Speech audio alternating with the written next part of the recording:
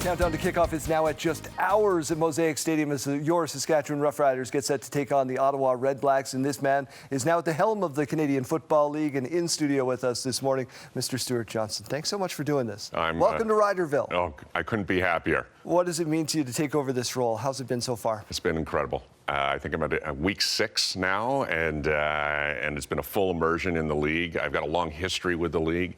I've been passionate about this game since a child, and I'm here in Riderville as the commissioner of the CFL. How special is that? Who was your first favorite player? What's your earliest CFL memory? Well, believe it or not, I grew up in Ottawa. And so back then it was the Ottawa Roughriders. Original Roughriders. That's right, the other Roughriders, two words. Yeah. And I had a next door neighbor who was the punter for the Ottawa Roughriders. His name was Jerry Organ. He's a legend as a kicker. And so I grew up with his son Jamie, and he became immediately my favorite player. And then probably my earliest memory, I was only 5 years old, but I have this memory of being on the couch watching the 1976 Grey Cup, and Jerry Organ faked a punt and went 52 yards, and it was an outstanding experience. I don't bring that up often around here, but yeah. yes. Listen, I'm from Southern Alberta, and a lot of viewers I watch regularly give me a lot of grief over my love for Doug Flutie. So, right? There you go. We understand. We understand. What are you hoping to bring to the game? Look, we have an amazing game. We have a world-class product. I want to focus on growing the game of football in Canada. I think that anyone who touches a football falls in love with the game. And the more that we can get kids touching footballs, I think the more we're going to have passionate fans that are going to come to games, watch at home.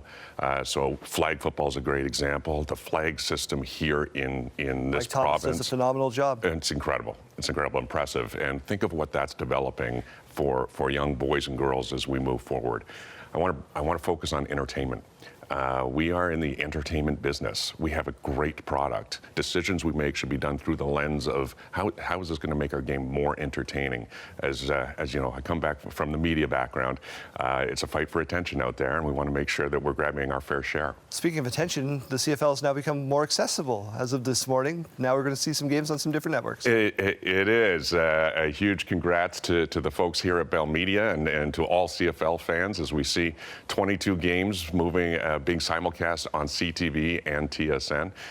That's huge, right? It is. A lot of people don't understand. Not everybody gets TSN. No, I mean, they're both powerhouse media brands, but CTV has the widest reach in the country. And back when I was working with you and on the media side, I think I took over content decisions at CTV maybe just over a year ago. Before it even begun first day, the first call I made was to Randy Ambrosi, and I said, we need to get some games onto CTV. And it was a starting point last year. It was a little bit last second, but we was really amazed to get those games on. We saw great success with them. And then when you offer viewers a choice, TSN is so ingrained in CFL culture. So that's a great destination, and lots of people want to go there. But then there's a sampling with the wider reach on these CTV games. It's great for the game. If the challenge number 1 was accessible and making sure that people can see the games, what's number 2 for the league right now? We've got to get younger. We've got to make sure that our audience, we have a large, passionate fan base. I thought you mentioned the players. Yeah, no, our audience is outstanding. Our sense of community is incredible. We all know why CFL is such a professional major league in this country. Every sport is really facing the same thing, is how to make sure we're filling the funnel with younger fans. We talked about flag. That's an incredible way to do that. We think about digital content, how we distribute. All those tactics, I think, are going to be great because we have the product to attract those fans. The wonderful thing, Stuart, is that we don't have anything to complain about because the season hasn't even kicked off, so we can't grill you about anything like that, but we appreciate your time this morning. My pleasure. Everyone's undefeated. Yeah, he'll be at the game tonight at Riderville, 7 o'clock, 7:30 is the kickoff tonight.